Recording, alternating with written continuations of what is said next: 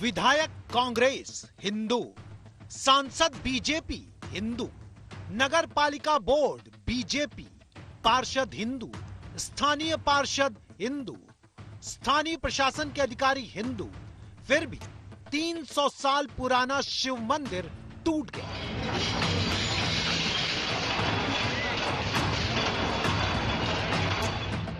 हिंदुओं की सैकड़ों साल पुरानी बस्ती नए मास्टर प्लान के चक्कर में टूट गई।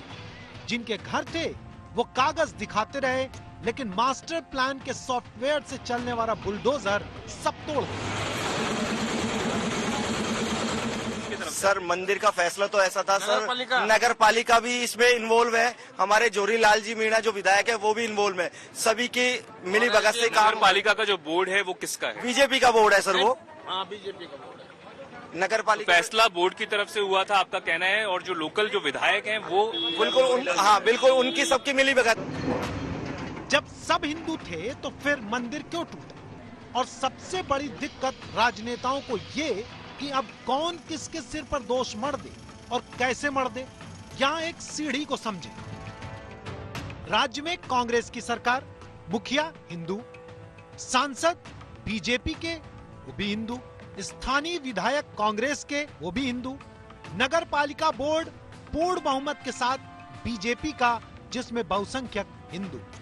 बीजेपी वाले कांग्रेस को जिम्मेदार ठहरा रहे हैं क्योंकि राज्य में उनकी सरकार है, जबकि कांग्रेस वाले कह रहे हैं कि नगर पालिका बोर्ड में पूर्ण बहुमत बीजेपी का है और तोड़ने का प्रस्ताव नगर पालिका बोर्ड ने पास किया, इसलिए बीजेपी जिम्मेदार। सबसे बड़ा यही हुआ कि राजनीतिक पार्टियों की दोनों की लड़ाई, एमएलए कांग्रेस का है इसलिए कांग्रेस के जो कार्यकर्ता है वो विरोध में नहीं आए, बोर्ड बीजेपी का है इसलिए बीजेपी के जो कार्यकर्ता थे वो विरोध में नहीं आए, और उन दोनों सांडों की लड़ाई में ये पूरा सराय बाजार तबाह हो गया। अब हम आपको स्थानीय प्रशासन के प्रमुख कलेक्टर की चिट्ठी दिखाते हैं जिसमें साफ साफ लिखा है कि ये मंदिर और बस्तियां तोड़ने में किसकी क्या भूमिका है। अवैध अतिक्रमण हटाने का प्रस्ताव नगर पालिका की साधारण सभा में चेयरमैन सतीश दुहारिया और अन्य ने सर्वसम्मति से पास किया। नगर पालिका ने नोटिस भेजे, नगर पालिका के अधिकारी ने पुलिस मांगी, सबकी शिकायतें सुनी गईं, संभव समाधान दिए गए, तब कार्रवाई हुई। फिर भी देखिए कांग्रेस और बीजेपी क्या कर रहे हैं। इस साजिश के अंदर जो ईओ है नगर पालिका के बनवारी लाल मीणा, एसडीएम केशव कुमार मीणा और यहाँ के एमएलए जोरीलाल मीणा के खिलाफ हमने नामजद एफआईआर दर्ज की है। 35 नगर पालिका के मेंबर हैं जिनमें 34 बीजेपी के सदस्य हैं, पार्षद हैं, एक सदस्य मेरा है। 34 पार्षद आ जाओ, मैं भी उनके साथ हुआ और उनके साथ साथ मदद करूँगा। जब उन्होंने 34 ने फैसला कर लिया तो मैं अकेला फैसले को बदलने में सक्षम नहीं हूँ। इस विवाद में प्रदेश बीजेपी अध्यक्ष की भूमिका बहुत गौर करने लायक है। पहले पता नहीं था, जब मीडिया में मुद्दा आया तो सक्रिय हो गए, और जवाब में राज्य सरकार क्या कह रही है ये भी सुन लीजिए। कि किस तरीके से अपने वोट बैंक को साधने के लिए माइनॉरिटी के लोगों को खुश किया जाए और मेजोरिटी के लोगों को उनका मनोबल गिराया जाए।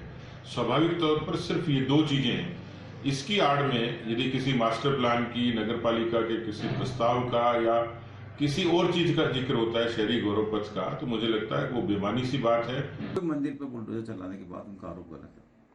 अलवर का जो मैंने आपको कहा ना, विकास के लिए अगर कहीं किसी चीज को हटाने की बात है, और हमारे यहाँ तो एक फैशन हो गया, मैं माफी के साथ कहना चाहूंगा कि मंदिर के मामले में जो इश्यूज बनाए जाते हैं उनके आगे पीछे की जो स्थिति होती है वो जनता के सामने नहीं रखी जाती।